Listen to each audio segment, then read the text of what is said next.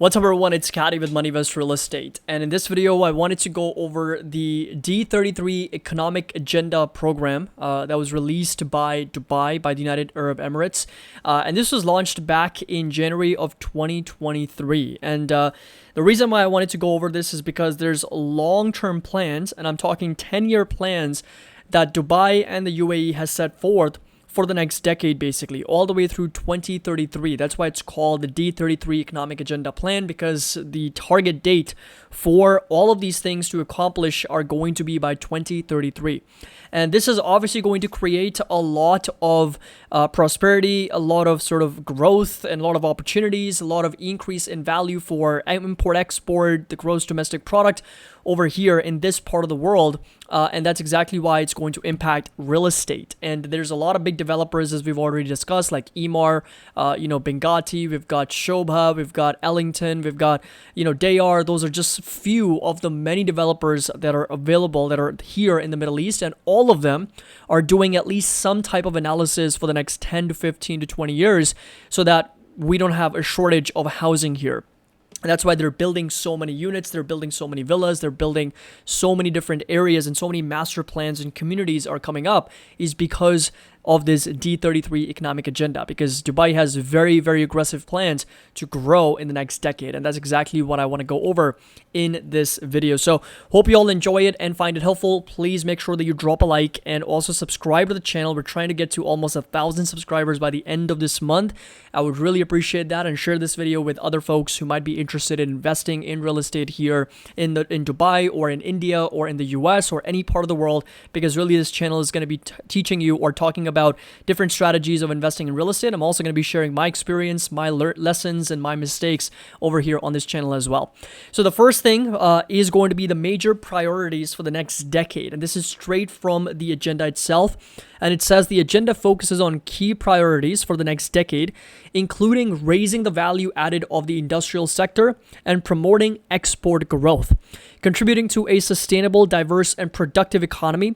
Other priorities include making Dubai one of the 5 leading logistics hubs in the world and one of the top 4 global financial centers. So if you take a look at some of the biggest financial centers in the world, New York being number 1, London being 2nd, I think the German is going to be 3rd. I could be wrong, but I think Indian stock market is also very much up there.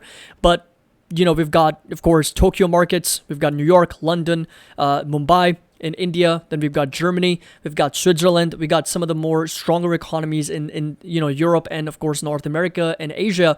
And Dubai is really focusing on becoming one of the global top 4 global financial centers. It's going to take a lot of infrastructure, it's going to take a lot of liquidity, it's going to take a lot of volume in order to get to that level, because if it's going to start competing with some of those global powerhouses, of course it's going to take a lot of growth. But it's got the potential to do it, right? That's a huge catalyst in favor for investing, of course, in Dubai, and of course in real estate, because prices eventually will start to increase if there's a shortage of supply and there's demand coming in, because there's also a population growth here target that Dubai is trying to achieve, is to double their population by 2033.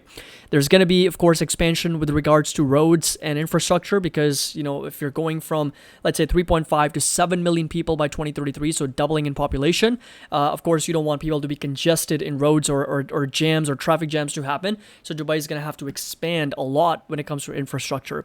Furthermore, D33 aims to integrate upcoming generations of Emiratis into the private sector, making Dubai a hub for skilled workers, and also the most attractive global business center, and of course international hub for multinationals and local SMEs as well, that's small medium businesses. And a major objective of the D33 agenda is also to make Dubai one of the top 3 international tourism and business destinations by creating a globally competitive business environment and reducing business costs. And the D33 agenda aims to enhance the city's position as a fast-growing, attractive business hub with world-class quality of life and the highest levels of security and safety for Dubai citizens and residents. And we already know that Dubai is literally at the top when it comes to safety and security. If you go over to global safety index or crime rates in the world, you'll find Dubai as at the very, very top because of course, its level of safety and security that people have here.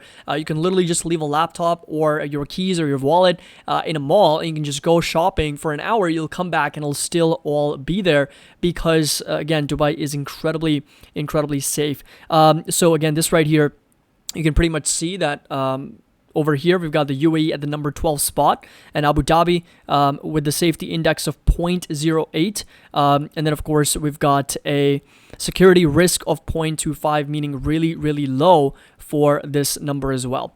So again, this is a huge catalyst for people to move here, especially, when you consider safety for families and security in general. And of course, Dubai also being one of the most popular places when it comes to tourism, because Dubai was also for a second consecutive year, it was the most visited place in the world. A lot of people travel. I can't remember the number, but most people, of course, travel to Dubai for 2 consecutive years in a row. I think Make My Trip, or one of the third-party booking websites, had the highest record numbers of hotel bookings and flight bookings, as Dubai being at the number 1 spot for 2 consecutive years in a row. So some of the other plans for Dubai in terms of its D33 Economic Agenda are going to be adding 400 cities to Dubai's foreign trade map. So when it comes to international routes, import-export routes, Dubai is planning to add 400 cities in the next 10 years, which is a lot. If you consider, 400 over the next 10 years, it's about 40 cities that they're adding every single year. And that's about almost 1 city a week that they're adding to the trade routes for import-export. Launching Dubai's plan for green and sustainable manufacturing. Launching Dubai's future economic corridors 2033 with Africa, Latin America, and Southeast Asia as well. And launching a scale-up program for 30 companies to become global unicorns in new economic sectors. Integrating 65,000 young Emiratis into the job market. Launching Dubai Traders Project to empower the new generation. And launching Dubai's unified license as a unique commercial identity for all companies all over Dubai. Launching Sandbox Dubai to allow testing and commercialization for new technologies, and launching a program to attract the world's best universities, making Dubai a global pioneer hub for higher education as well. And develop small and medium enterprises scale-up program by identifying 400 high potential companies, supporting their capacity building and supporting them grow globally as well. Now, some of the other agenda objectives, and these are more on the numbers. So 100 future transformational projects within 10 years to double the size of Dubai's economy. So basically, they want to go from foreign trade from 14.2 trillion dirhams to over 25.6 trillion dirhams. And to put things in perspective, so 25.6 divided by 3.67, we're talking almost $7 trillion in foreign trade activity in the next decade for Dubai. Foreign direct investment, they're looking to average about 60 billion dirhams annually in the next decade to reach a total of 650 billion by 2033. And again, if you do the math, that's about 177, almost $200 billion in foreign direct investment that they want to attract in Dubai over the next decade. Government expenditures, they're looking to spend about $700 billion dirhams, excuse me. So that's going to come out to about 190, almost 200 billion US dollars in government expenditures over the next decade. And 1 trillion dirhams is the private sector investments they're looking to achieve. And finally, the big number, which is the GDP, the gross domestic product, they're looking to go from 2.2 trillion in the past decade to 3 trillion dirhams over the next decade. So that again comes out to around 830 billion US dollars. So just under $1 trillion in GDP, which again, when you look at the size and scale of Dubai, is still a pretty big deal. And that is, of course, going to increase to a lot of job opportunities, a lot of economic growth, and a lot of infrastructure growth. And of course, real estate prices, if there's more people moving in. So with any real estate market, one of the things that you'll always know is that if there's more people moving into that economy, and if there's more jobs, guess what happens? Rents go up, and if there's a shortage of housing, prices go up, right? So if there's inventory that's not as much as the amount of people that are in that country, and if there is, of course, not a lot of housing available, then what happens to the market in general? There's a lot of pressure on infrastructure. There's a lot of pressure on hospitals, on hotels, on schooling, on a lot of different variables in the economy. And of course, what happens is there's high demand, low supply. Prices tend to go higher. So these are the aggressive plans that Dubai has, over the next 10 years. Very, very excited to see how the execution plays out. I'll keep you guys updated and posted with where we are. Again, Saudi Arabia also has very, very similar plans, but there's different stories, different things to consider over there as well. I'm actually planning a trip to Jeddah to check out that place as well. But overall, very happy with Dubai's D33 Economic Agenda plan here, and looking forward to how it's going to play out over the next 10 years. So hope you all enjoy this video, and as always, happy investing, and I'll see you all in the next video.